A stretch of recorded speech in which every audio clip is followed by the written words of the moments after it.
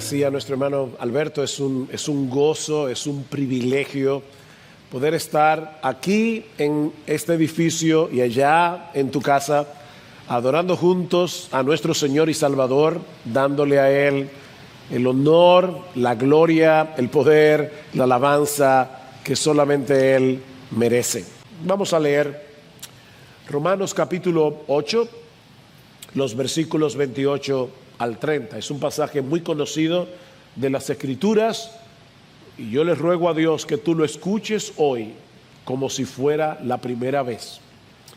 Y sabemos que para los que aman a Dios, todas las cosas cooperan para bien, esto es, para los que son llamados conforme a su propósito.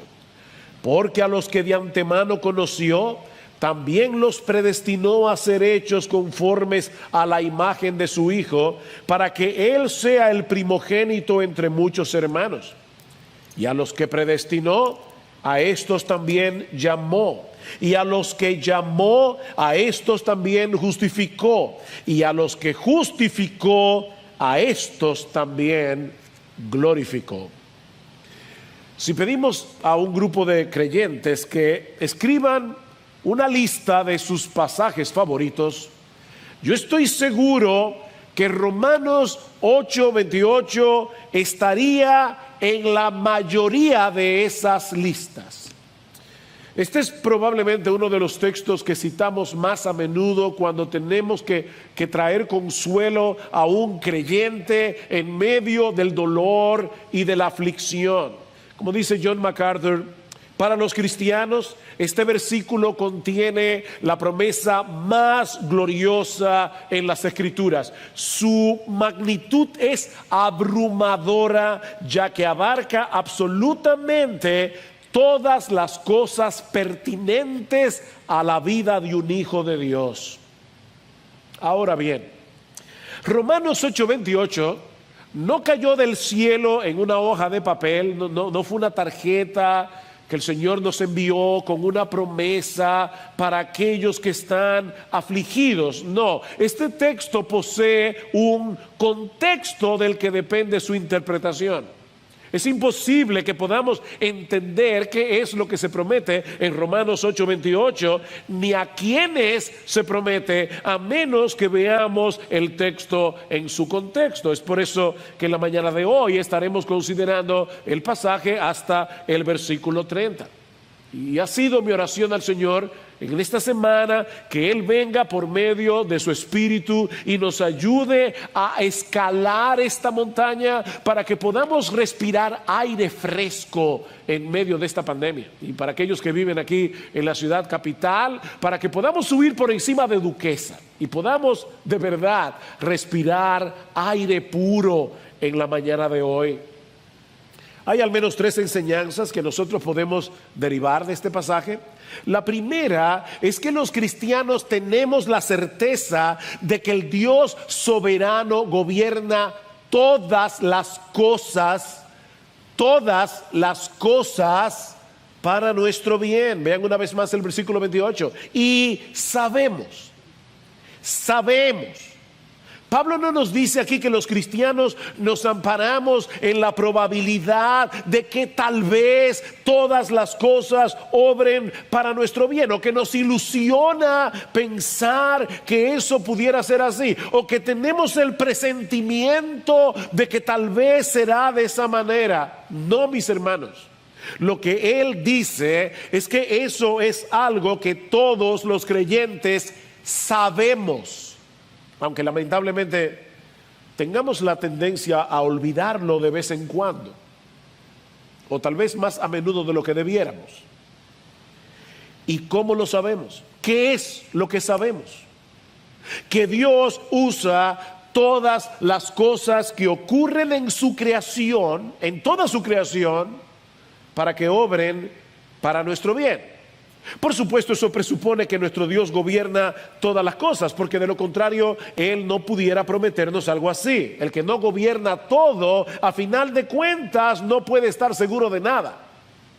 El que no lo gobierna todo, a final de cuentas, no puede estar seguro de nada. Como hemos visto en estos días, un pequeño virus invisible puede paralizar el mundo, puede frustrar todos nuestros planes. Ahora, eso no quiere decir, lo que Pablo está diciendo aquí no es que todas las cosas que ocurren en el mundo sean buenas en sí mismas. No, Pablo no está diciendo eso. Porque en este mundo caído ocurren muchas cosas que no son buenas. El pecado nunca es bueno, ya sea nuestro pecado o el pecado de otros. Las artimañas del diablo nunca son buenas. Recuerda, mi hermano, que esta creación fue maldita por la rebeldía de Adán, y eso nos expone a muchas cosas que no son buenas en sí mismas, como vimos la semana pasada. Es por eso que gemimos junto a la creación, esperando ansiosamente la restauración de todas las cosas. Pero, y este es un bendito, glorioso pero hay un Dios en los cielos que lo gobierna todo, desde las cosas más grandes hasta las más pequeñas, y Él hace que todo lo que sucede en este mundo en general y en nuestras vidas en particular obre para nuestro bien.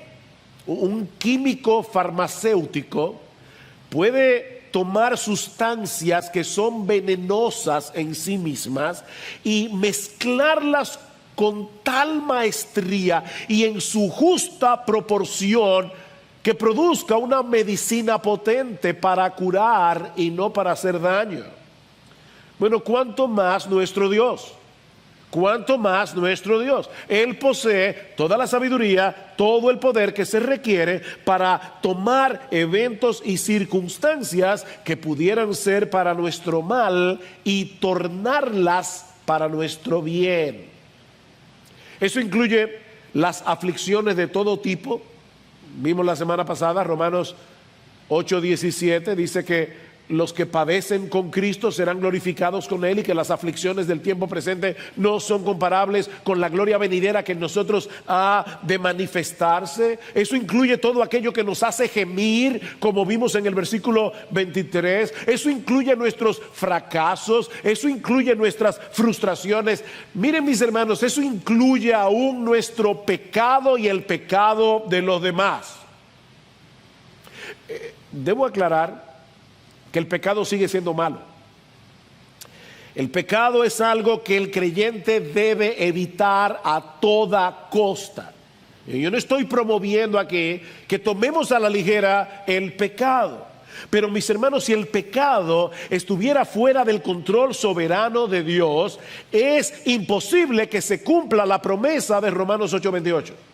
Miren, si Dios solo gobernara y controlara las cosas que se hacen bien en este mundo, entonces debemos llegar a la conclusión de que Él prácticamente no controla nada, porque en este mundo hay muchas cosas que se hacen mal, muy mal. Ayer hablaba con un grupo de hermanos en otro país y hablaban de cómo la corrupción seguía rampante. Es increíble que en un tiempo de pandemia las autoridades todavía estén pensando en ellas mismas.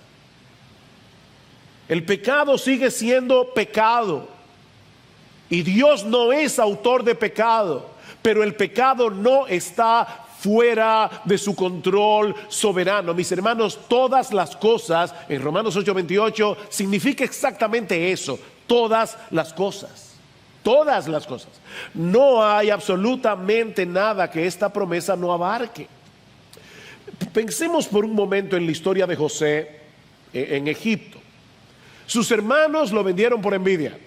Eso fue pecaminoso. La esposa de Potifar se enamoró de él, más pecaminoso. Luego lo acusó falsamente de haberla intentado violar, mucho más pecaminoso. Y José termina en la cárcel por varios años.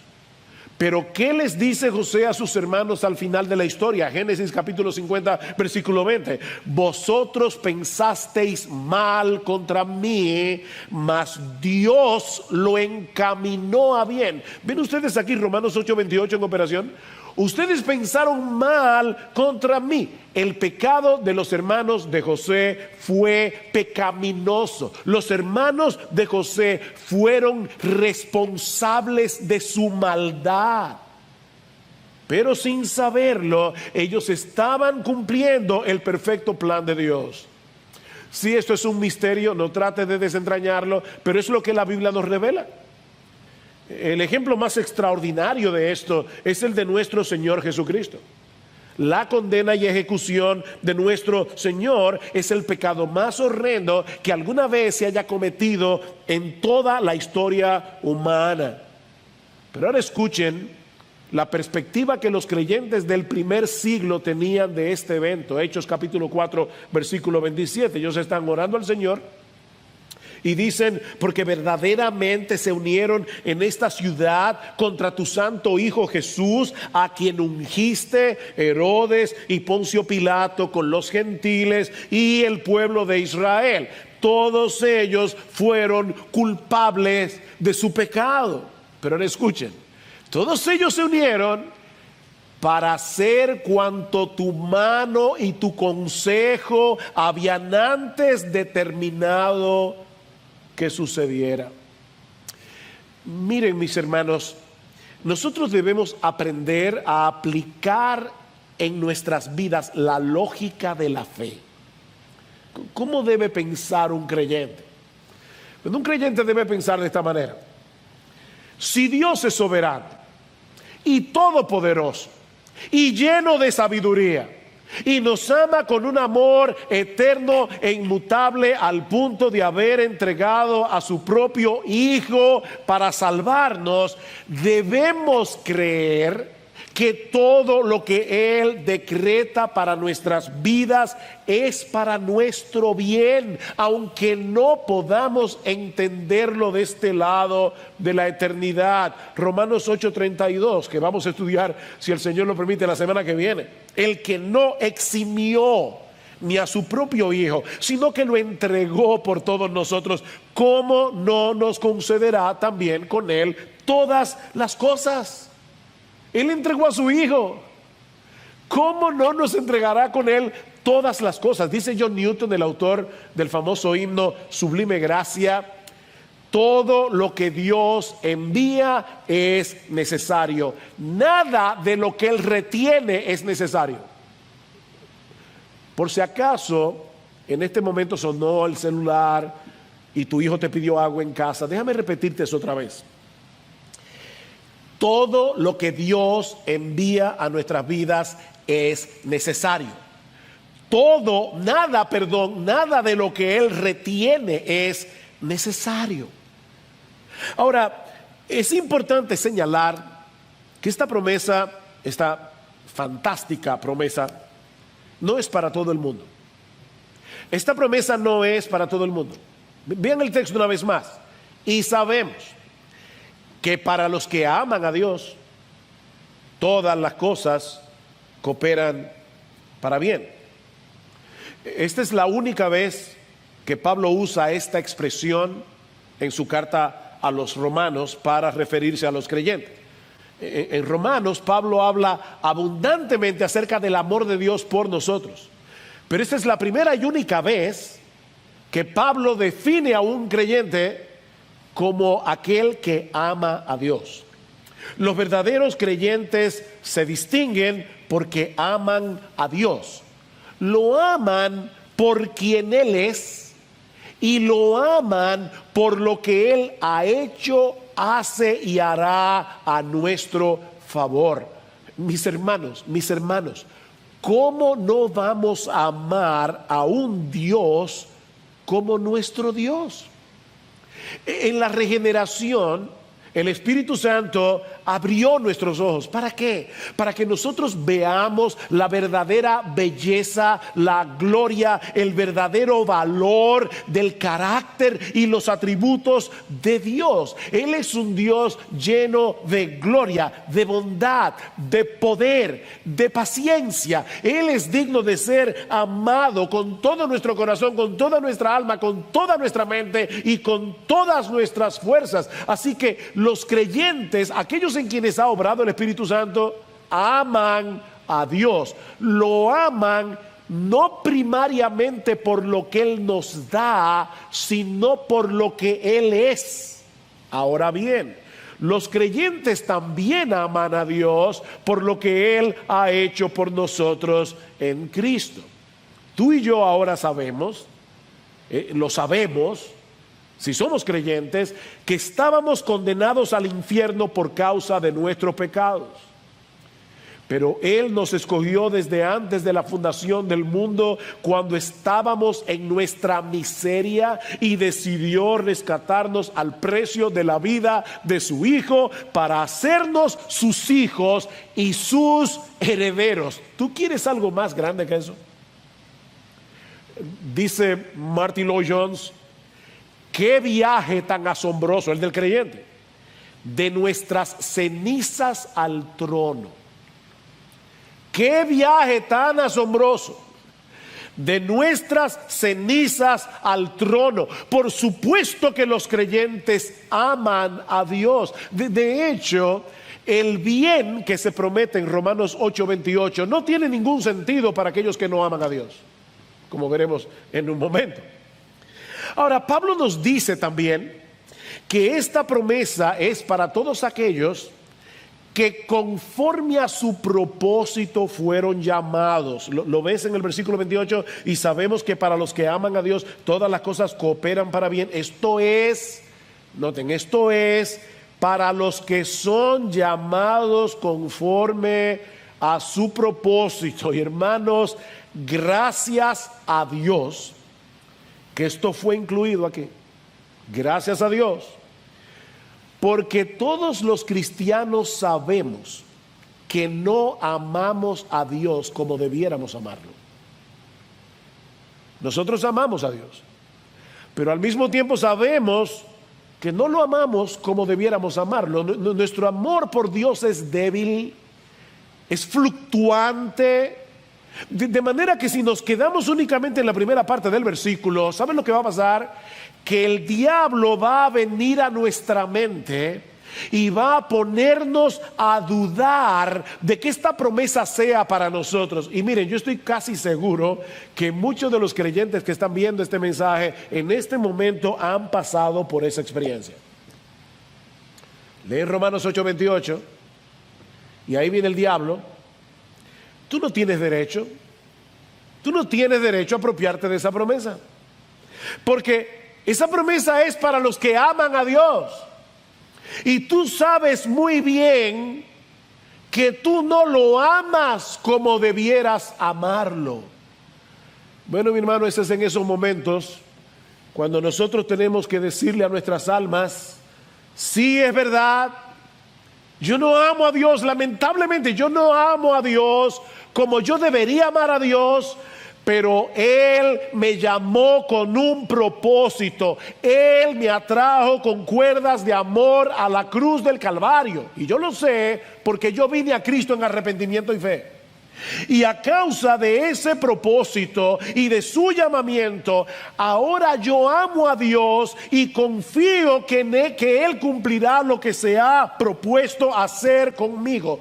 Mis hermanos, nosotros amamos a Dios porque Él obró en nosotros conforme al propósito que tenía de salvarnos. En otras palabras, su propósito y su llamamiento son las raíces de nuestro amor por Él.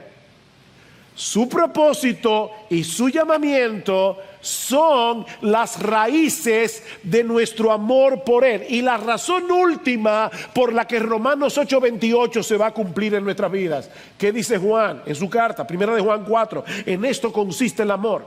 No en que nosotros hayamos amado a Dios, sino en que Él nos amó a nosotros y envió a su Hijo en propiciación por nuestros pecados. Y más adelante, versículo 19, dice: nosotros le amamos a Él porque Él nos amó primero.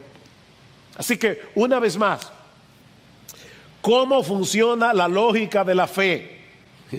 Bueno, de esta manera: como Dios me llamó con un propósito en mente, yo puedo confiar en que todas las cosas que ocurran en mi vida serán para mi bien, porque en última instancia esa promesa no depende de mi amor, sino del propósito de Dios. Mi amor puede ser fluctuante, pero el propósito de Dios es invariable y eterno. Esa es la lógica de la fe. Sí, esta promesa es para los que aman a Dios, pero nosotros amamos a Dios porque Él nos llamó conforme a un propósito. Dios nos llamó conforme a un plan, y ese plan se cumplirá no solo a pesar de las cosas que ocurran en nuestras vidas, sino por medio de esas mismas cosas que, de ser posible, las evitaríamos a toda costa. ¿Y cuál es ese propósito? ¿Qué era lo que Dios tenía en mente al escogernos para salvación? Bueno, eso nos lleva a la segunda enseñanza de nuestro texto. Y es que el propósito eterno de Dios es hacernos semejantes a su Hijo. Ese es el propósito. Ese es el bien de Romanos 8:28, versículo 29. Porque, aquí está la explicación: a los que de antemano conoció, también los predestinó a ser hechos conformes a la imagen de su Hijo, para que Él sea el primogénito entre muchos hermanos. Ese es el bien, ser como Jesús. Dios usa todas las cosas que ocurren para lograr ese propósito en los creyentes, porque Él nos predestinó a ser hechos conformes a la imagen de su Hijo. Por eso decíamos hace un momento que el bien del que se habla en Romanos 8:28 no tiene ningún sentido para aquellos que no aman a Dios.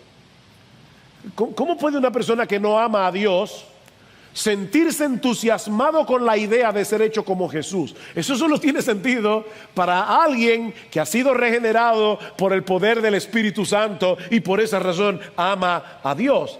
Ahora bien, ¿a qué se refiere Pablo cuando dice en el versículo 29 que Dios predestinó a los que conoció de antemano? Dios predestinó a los que conoció de antemano. ¿Está diciendo Pablo que Dios sabía de antemano quiénes iban a creer, quiénes iban a responder positivamente a la invitación del Evangelio y que a esos los predestinó? Bueno, lamentablemente, así es como muchos interpretan este versículo y muchos otros del Nuevo Testamento que hablan de la elección divina. Por ejemplo, en Primera de Pedro capítulo 1 versículo 2 dice que nosotros fuimos elegidos según la presciencia de Dios Padre. Fuimos elegidos según la presciencia de Dios Padre. Ahora miren cómo algunas personas leen este texto. Como Dios lo sabe todo, Él sabía quiénes iban a aceptar el llamado del Evangelio y a esos eligió. Pero si esto es así, debemos llegar a la conclusión de que en última instancia la salvación está en las manos del hombre y no en las manos de Dios. Así que no es Dios el que elige, sino el hombre. Pero mis hermanos, esta es una interpretación incorrecta de la frase conocer de antemano o la palabra presciencia. Y miren, yo sé que que muchas personas tienen un fuerte prejuicio contra esta doctrina bíblica y se están perdiendo de una gran bendición. Yo te ruego que tú escuches el resto de este sermón con un espíritu bereano. Examina las Escrituras.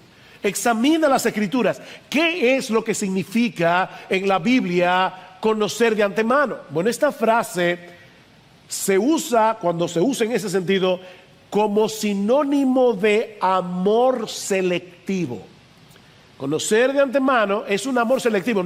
No es que Dios conoce lo que tú vas a hacer, es que te conoce a ti. Cuando tú dices, fulano me conoce, es que hay una relación entre nosotros. Por ejemplo, en Éxodo capítulo 33, versículo 17, Dios le dice a Moisés: también haré esto que has dicho, algo que Moisés le había pedido en oración. Por cuanto has hallado gracia en mis ojos y te he conocido por tu nombre.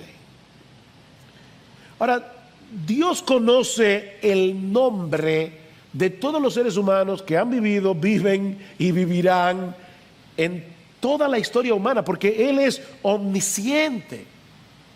Pero cuando Dios le dice a Moisés: yo te he conocido por tu nombre, y lo conecta con tú has hallado gracia ante mis ojos, lo que está diciendo es que Dios tiene por Moisés un amor especial. Eso es lo que está diciendo: yo te conozco. Lo mismo vemos en Amós capítulo 3 versículo 2, cuando Dios le dice a su pueblo del antiguo pacto: a vosotros solamente he conocido de todas las familias de la tierra. Mis hermanos, Dios conoce a todas las familias del mundo, pero no en el mismo sentido en que Él conoce a los que son suyos. Escuchen cómo Jesucristo, el Señor Jesucristo, usa esta terminología en Juan capítulo 10, versículo 14. Y mis hermanos, este texto es extremadamente importante para interpretar Romanos 8:29. Yo soy el buen pastor y conozco mis ovejas, y las mías me conocen, así como el Padre me conoce y yo conozco al Padre. ¿Ven el punto? El Padre y el Hijo se conocen. ¿Qué significa eso? Que se conocen en el sentido de que se aman con un amor muy particular. Bueno, es en ese mismo sentido que el buen pastor conoce a sus ovejas. Cristo no conoce a todo el mundo como sí conoce a los que son suyos. ¿Recuerdan Mateo 7:23? Apartaos de mí, hacedores de maldad, yo nunca os conocí. Yo nunca os conocí. Un poco más adelante, en ese mismo pasaje de Juan capítulo 10, el Señor se dirige a los judíos incrédulos y les dice: vosotros no creéis porque no sois de mis ovejas. Vosotros no creéis porque no sois de mis ovejas. Mis ovejas oyen mi voz y yo las conozco y me siguen, y yo les doy vida eterna y no perecerán jamás, ni nadie las arrebatará de mi mano. Mi Padre que me las dio es mayor que todos, y nadie las puede arrebatar de la mano de mi Padre. ¿Se dan cuenta, mis hermanos? No es que llegamos a ser ovejas porque creímos. No, lo que Jesús está diciendo aquí es que nosotros creímos porque somos sus ovejas. Ustedes no creen porque no sois de mis ovejas. Nosotros creímos porque el Padre nos escogió, mi Padre que me las dio. Nosotros creímos porque el Padre nos escogió para que llegáramos a ser de sus ovejas. Eso es lo que Cristo está diciendo aquí. Dios nos conoció en la eternidad. Mi hermano, Dios te conoce. ¿Tú eres creyente? Dios te conoce. Por una razón desconocida para nosotros, Él decidió amarnos con un amor eterno e inalterable. Yo tendré misericordia del que yo tenga misericordia, yo me compadeceré del que yo me compadezca, va a decir Pablo en Romanos capítulo 9. Y eso es precisamente lo que Pedro nos dice en el texto que citamos hace un momento, primera de Pedro, capítulo 1, versículo 2. Escuchen: fuimos elegidos según la presciencia de Dios Padre en santificación del Espíritu, para obedecer y ser rociados con la sangre de Jesucristo. Para obedecer. No fuimos elegidos porque íbamos a obedecer, porque Dios sabía de antemano que íbamos a creer. No, lo que Pedro está diciendo es que fuimos elegidos, que nosotros obedecimos porque Dios nos eligió para que obedeciéramos. Algunos dicen que esta doctrina hace a Dios injusto. Eso no es justo. Bueno, esa es la argumentación que Pablo va a tener que rebatir en Romanos 9. Así que si tú piensas eso, estás en contra del apóstol Pablo, que dice en Romanos 9, ¿tú crees que Dios es injusto porque Él eligió? No, aquí no hay injusticia, porque ningún pecador merece ser salvado. De hecho, todo pecador merece seguir siendo condenado. De manera que si Dios hubiera decidido no salvar a nadie, ¿sabes qué? Como quiera seguiría siendo un Dios justo, porque eso es lo justo. Sin embargo, Él en su misericordia y en su compasión, de su propia voluntad, Él decidió salvar a millones. A final de cuentas, los pecadores no se van a condenar porque no fueron elegidos. Los pecadores se van a condenar porque en su pecado no quisieron venir a Cristo en arrepentimiento y fe. Ustedes no quieren venir a mí, no quieren, nadie quiere. Tú y yo tampoco queríamos, pero Dios obró en nosotros el querer como el hacer por su buena voluntad. Y déjame decirte algo, mi amigo. Si tú estás escuchando este mensaje y tú no eres creyente, nadie necesita saber que fue elegido para responder a la invitación del Evangelio. Lo único que tú necesitas saber es que tú eres pecador, que hay salvación en Cristo y que si vienes a Él en arrepentimiento y fe serás salvo. Eso es lo único que tú necesitas saber. Otros dicen que esta doctrina anula la necesidad del evangelismo, y yo creo que esa es una de las razones por la que algunos en su prejuicio no quieren saber de esta doctrina. Pero si esto es así, ¿para qué predicar? No, mi hermano, el mismo Dios que eligió a los pecadores también eligió el medio a través del cual esos pecadores serán salvados. Y ese medio no es otro que la predicación del Evangelio. Por eso es que Pablo dice en 2 Timoteo capítulo 2 versículo 10, yo todo lo soporto, oigan bien, yo todo lo soporto por amor a los escogidos, para que ellos también obtengan la salvación que es en Cristo Jesús. Pablo, pero si son escogidos, ¿para qué te molestas tanto? ¿Para qué coge tanta lucha? Porque ellos no se van a salvar si no es a través de la predicación del Evangelio. También se argumenta contra esta doctrina que anula la libertad y la responsabilidad humana. Pero ¿sabes qué? Lo cierto es que el hombre incrédulo es un esclavo del pecado, dice la Escritura. Es todo lo contrario.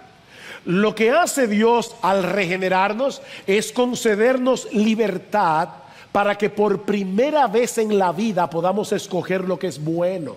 El mismo Cristo dice en Juan capítulo 8 versículo 36 que solo aquel a quien el Hijo libertare será verdaderamente libre. De hecho, podemos decir que es en el momento en que venimos a Cristo en arrepentimiento y fe, al ser llamados eficazmente por medio del Evangelio, es en ese momento que actuamos como seres libres por primera vez en toda nuestra vida. Por primera vez. Así que el hombre es responsable de creer y arrepentirse. Tenemos que responder al llamado del Evangelio. Pero debido a que estamos muertos en nuestros delitos y pecados, Dios tiene que obrar en nosotros el querer como el hacer por su buena voluntad, para que podamos actuar correctamente en nuestra responsabilidad. Hay una historia bíblica en el segundo libro de Crónicas que ilustra perfectamente esta verdad bíblica. En segunda de Crónicas, lo puedes leer en tu casa luego, capítulo 30, versículos 1 al 12. Pero yo voy a leerte solamente una parte de este pasaje. Resulta que el rey Ezequías se da cuenta que el pueblo de Israel tenía años, cientos de años, que no había celebrado la Pascua. Así que Ezequías manda mensajeros invitando a todo Israel a que venga a Jerusalén para celebrar la fiesta de la Pascua. Y hay muchos sí condicionales en este pasaje. Noten lo que dice en el versículo 7, creo, o 9. Dice: porque si os volviereis a Jehová, si os volviereis, vuestros hermanos y vuestros hijos hallarán misericordia delante de los que los tienen cautivos y volverán a esta tierra, porque Jehová vuestro Dios es clemente y misericordioso, no apartará de vosotros su rostro si vosotros os volviereis a él. ¿Y qué pasó? Lo dice en el versículo 10. Pasaron pues los correos, segunda de Crónicas 30, pasaron pues los correos de ciudad en ciudad por la tierra de Efraín y de Manasés hasta Zabulón. Estoy leyendo de la Biblia Reina Valera. Mas se reían y burlaban de ellos. Con todo eso, algunos hombres de Aser, de Manasés y de Zabulón se humillaron y vinieron a Jerusalén. Qué bien, había una condición: si ustedes se vuelven, Dios tendrá misericordia. Algunos se burlaron, otros se volvieron. Y ahora noten lo que dice el versículo 12. En Judá también estuvo la mano de Dios para darles un solo corazón, para cumplir el mensaje del rey y de los príncipes conforme a la palabra de Jehová. Mis hermanos, ¿qué fue lo que hizo la diferencia entre aquellos que no se volvieron y aquellos que se volvieron? La mano poderosa de Dios que cambió sus corazones. Así que ciertamente hay una responsabilidad. Debemos decirle al pecador: cree y arrepiéntete. Yo no sé quiénes son elegidos y por lo tanto debo llamarlos a todos como si lo fueran. Y debo dejar en las manos de Dios los resultados. Ahora no tenemos el tiempo para responder a todas las objeciones que se levantan contra esta doctrina. Ya hablaremos un poco más de ella en Romanos capítulo 9. No obstante, yo creo que el teólogo británico J.I. Packer tenía razón cuando dijo que hay al menos dos cosas que demuestran que todo cristiano en el fondo de su corazón cree que Dios es soberano en la salvación de los pecadores, aún aquellos que lo niegan doctrinalmente, aún aquellos que lo niegan intelectualmente. Hay dos cosas que demuestran que todo verdadero cristiano cree eso. En primer lugar, porque todos le dan gracias a Dios por su conversión. Todos le dan gracias a Dios por su conversión, porque en lo más profundo de sus corazones saben que Dios fue el responsable final de que eso sucediera. Nadie va a llegar al cielo diciendo: bueno, aquí estoy, dame lo que yo me gané. No, nos vamos a postrar ante el Cordero y lo vamos a alabar y vamos a pasar la eternidad dándole gracias a Dios por su salvación. Y en segundo lugar, lo sabemos porque todos los verdaderos cristianos le oran a Dios por la salvación de otros. Mira, si tú crees que en última instancia la salvación está en las manos de los pecadores, ¿para qué rogarle a Dios que los salve? Pero rogamos a Dios porque en el fondo de nuestro corazón nosotros sabemos que Dios es soberano. Me encanta como lo dice Packer: cuando estamos de pie debatiendo, es posible que tengamos debates sobre este tema, pero de rodillas estamos todos de acuerdo. De rodillas estamos todos de acuerdo. Por eso decía Spurgeon que todo verdadero cristiano cree en esta doctrina cuando está sobre sus rodillas. Con esto en mente, vean una vez más Romanos 8:28. ¿Qué es lo que Pablo está diciendo en Romanos 8:28 y 29? Sabemos que a los que aman a Dios todas las cosas les ayudan a bien. Esto es, a los que conforme a su propósito son llamados. Deténganse ahí. Ese llamamiento no puede ser la invitación general que Dios hace a todos los que escuchan la predicación del Evangelio. No puede ser. Pablo tiene que estar hablando aquí de un llamado eficaz, un llamado que atrae eficazmente a los que fueron predestinados conforme al propósito de Dios. ¿Y cómo lo sabemos? ¿Cómo sabemos que es ese llamado del que Pablo está hablando aquí? Por lo que dice en el versículo 30. Y a los que predestinó, a esos también llamó. Y a los que llamó, a esos también justificó. Y a los que justificó, a estos también glorificó. O sea, Pablo está diciendo, todos los que fueron llamados fueron justificados y serán glorificados. Si ese llamamiento fuera la invitación general del Evangelio, entonces tenemos que llegar a la conclusión de que todos los que escuchen el Evangelio van a ser salvos. Y nosotros sabemos que ese no es el caso.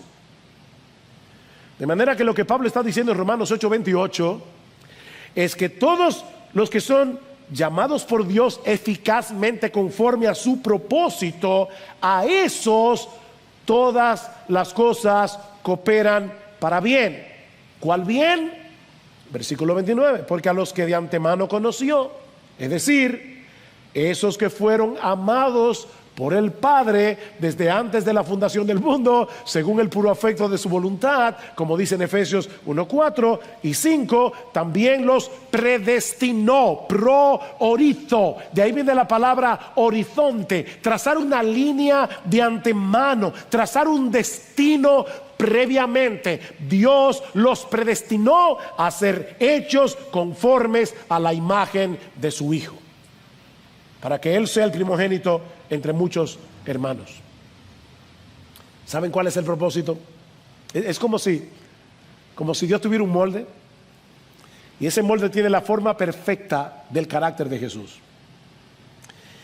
Y como dice alguien, lo que Pablo está diciendo en Romanos 8, 28 y 29 es que Dios va a usar todas las circunstancias de nuestras vidas para moldearnos, pulirnos, derretirnos, bruñirnos, esculpirnos, encuadrarnos, fundirnos y contonearnos hasta que reflejemos a Jesús. Él nos está vertiendo en el molde de la grandeza perfecta de Cristo. Eso es lo que Pablo está diciendo. Dios nos está vertiendo en el molde de la perfecta grandeza de nuestro Señor. Mis hermanos, en otras palabras, Dios no solo nos adopta legalmente como sus hijos, como ya vimos en Romanos 8, sino que está formando en nosotros el parecido familiar. Dios está formando en nosotros el parecido familiar, porque no se trata únicamente de salvar individuos. Lo que Dios está haciendo es formar una familia. ¿Se dan cuenta? Para que Él sea el primogénito entre muchos hermanos.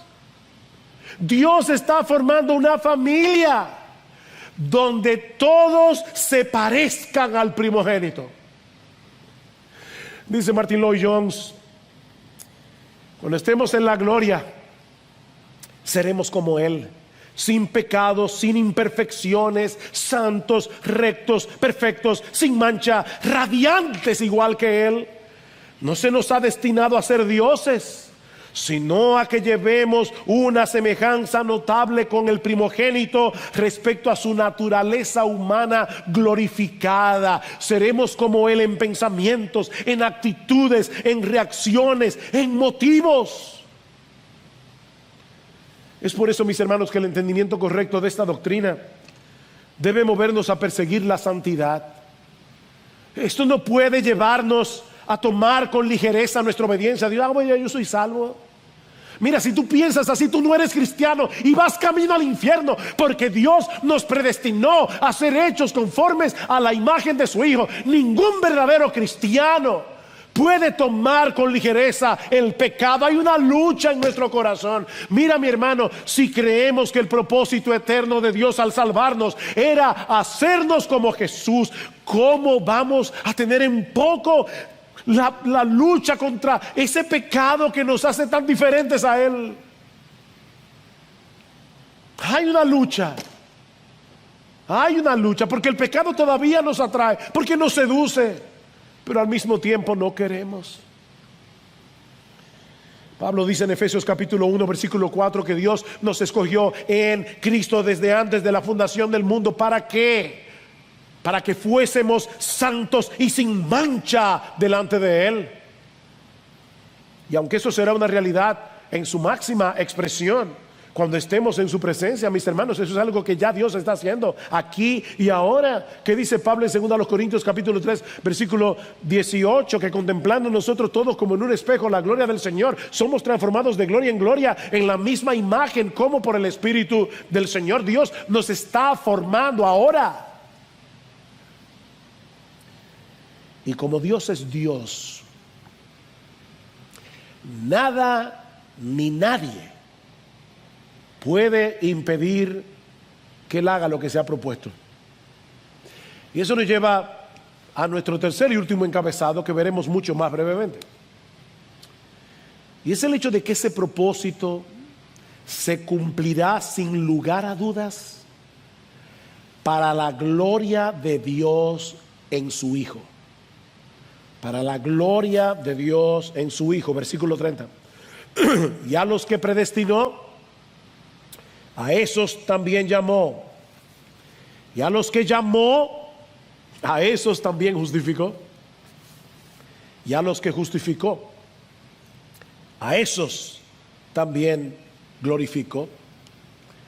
Este versículo ha sido conocido como la cadena de oro de la salvación. Una cadena cuyo primer y último eslabón se pierden en la eternidad pasada y en la eternidad futura. Una cadena de la cual solo Dios es responsable. Hay varios verbos aquí y Dios es el sujeto de todos. Por eso alguien decía que nuestras huellas digitales no aparecen en ninguno de los eslabones de esa cadena. Nuestras huellas digitales no están ahí. Ahí están únicamente las huellas digitales de Dios. Dios se encargará de llevar a cabo todo lo que Él ha propuesto hacer con ese grupo de personas a los que de antemano conoció y escogió. Por eso el texto en el original es muy enfático cuando dice: y a los que predestinó, a esos y solo a esos. Esa es la idea de la palabra. A esos y solo a esos también llamó. Y a los que llamó, a esos y solo a esos también justificó, los declaró justos, sin culpa, en la presencia de Dios. Y a los que justificó, a esos y solo a esos también glorificó. El mismo número de predestinados será el mismo número de llamados, el mismo número de justificados y el mismo número de glorificados. Es por eso que Pablo habla de la glorificación en tiempos pasados. Esto es lo que se conoce como un pasado profético. Se dice en pasado algo que no ha sucedido, porque es como si ya estuviera ahí. Es tan cierto, es tan seguro, que en la mente de Dios eso ya está ahí. Por eso alguien decía, un teólogo del Nuevo Testamento decía: este es el más atrevido anticipo de la fe en todo el Nuevo Testamento. En todo el Nuevo Testamento. Dios llevará a cabo lo que se propuso hacer desde la eternidad. formar una gran familia de hombres y mujeres perfeccionados en cuerpo y alma para que sean como Jesús. Ese es el propósito que Dios se trazó desde toda la eternidad. Eso es lo que significa ser glorificados, ser perfeccionados en cuerpo y alma para ser como Jesús. Y es por eso, mis hermanos, que podemos estar seguros de que todas las cosas van a cooperar para nuestro bien. ¿Ven por qué yo les decía al principio que si no vemos este texto en su contexto y lo vemos como una especie de tarjeta que cayó del cielo, como una promesa para los abatidos, no vamos a poder entender de qué se trata esta promesa ni a quiénes se le promete? Hay un contexto aquí. Podemos estar seguros de que todas las cosas van a cooperar para nuestro bien, porque el Dios soberano nos escogió con un propósito, y ese propósito se cumplirá sin lugar a dudas. Por el puro afecto de su voluntad, Él tomó la decisión de amarnos y de hacernos como su hijo. Porque esa es la bendición más grande que Dios te puede dar. La bendición más grande que Dios te puede dar es hacerte como Jesús. En un punto de nuestra historia, Dios nos llamó eficazmente a través de la predicación del Evangelio, y cuando respondimos en fe nos justificó, nos declaró sin culpa en su tribunal, y cuando Cristo regrese en gloria nos glorificará. Oh, mis hermanos, sin esa bendita doctrina de la soberanía de Dios en nuestra salvación, sin esa bendita doctrina de la predestinación y de la elección, no pudiéramos tener certeza de que eso será así.